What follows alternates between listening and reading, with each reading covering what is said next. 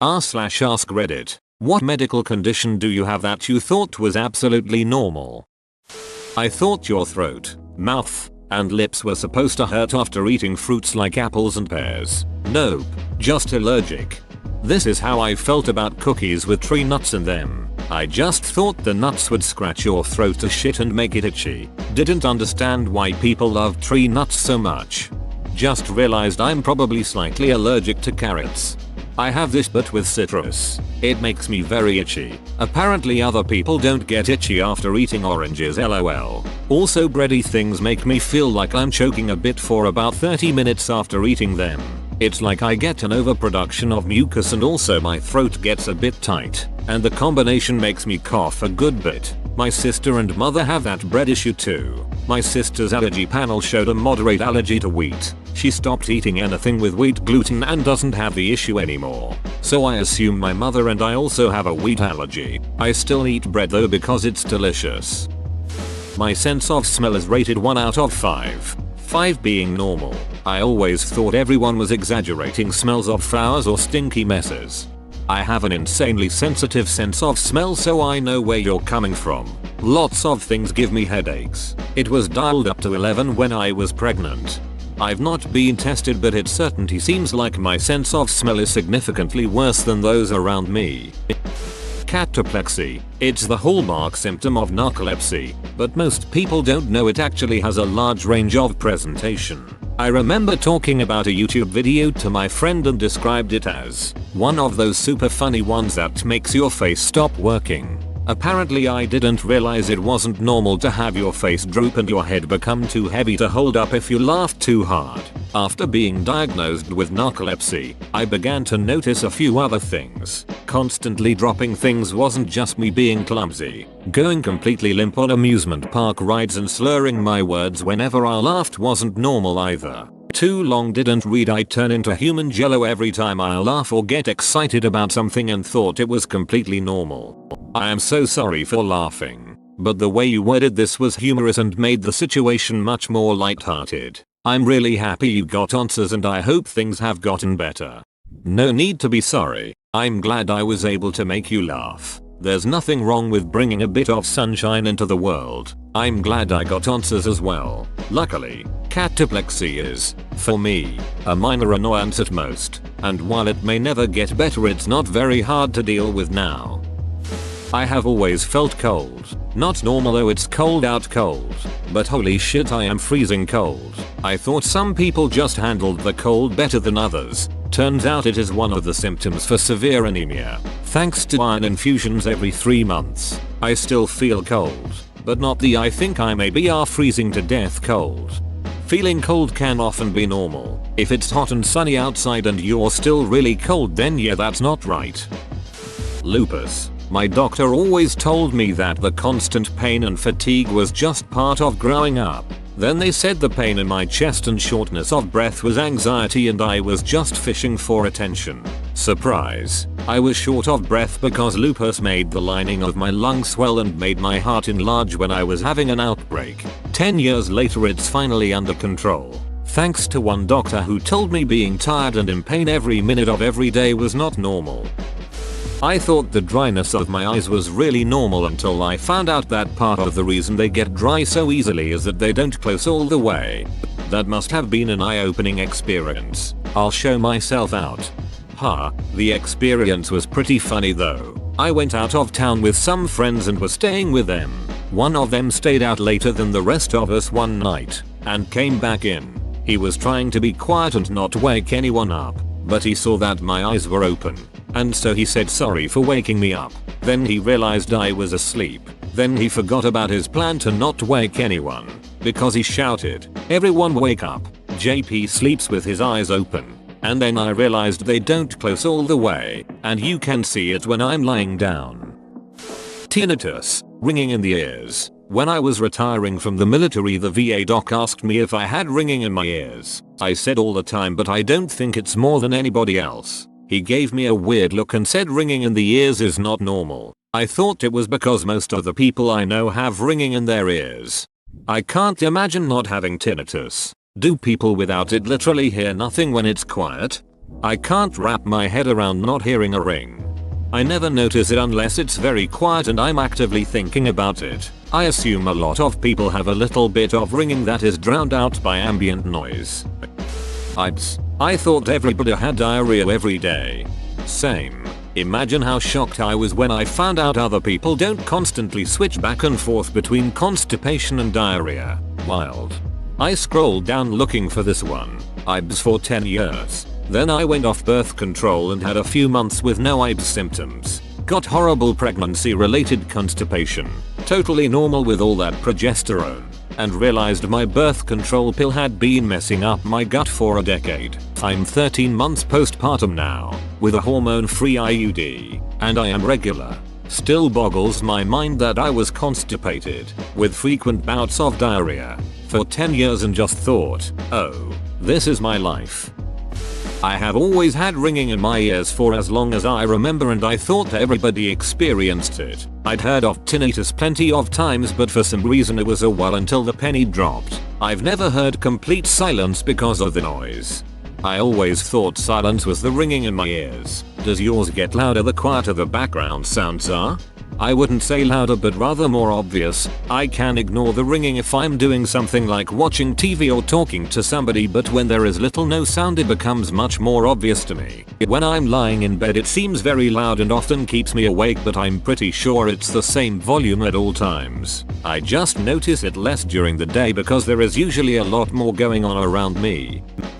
I'm not sure if it's a medical condition per se, but my second and third toes are fused together on both feet. My brother has this as well and my mom too, just a little bit. I grew up thinking everyone had connected toes until one spring in middle school when everyone was wearing sandals. I literally shouted out in class, "You guys don't have connected toes?" And everyone looked at me like I was insane. Not really a medical condition, but last time I was at a dentist. Turns out I have no canine teeth, so I pretty much would be screwed if I were a vampire. I had an extra canine between my upper two front teeth. Had it taken out and got braces for about a year to pull them next to each other. For some time now, I would sometimes, like, once every several months or so, yawn large enough that my jaw sort of gets stuck open.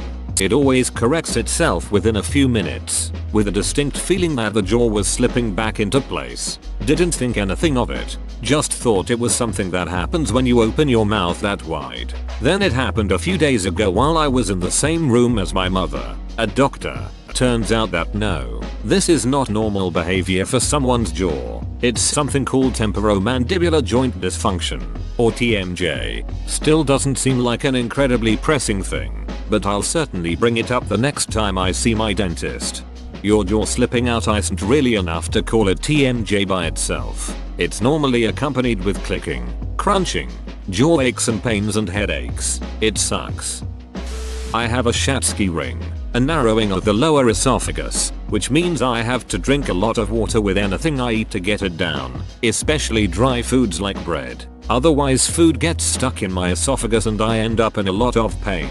Once when I was maybe 11 or 12, I watched a man eat an entire bagel without drinking anything and I was shocked. You can get that dilated. I ended up in the ER thanks to some steak getting lodged in mine. They popped the steak into my stomach and dilated the ring so food doesn't get stuck anymore. I still won't eat without having a drink to wash it down though. Force of habit. Bipolar disorder. I figured everybody thought about killing themselves from time to time, and anytime anything went wrong. This impression was strengthened when going on an antidepressant helped but didn't make it go away entirely. Things are different now that I'm on a mood stabilizer. Exploding head syndrome.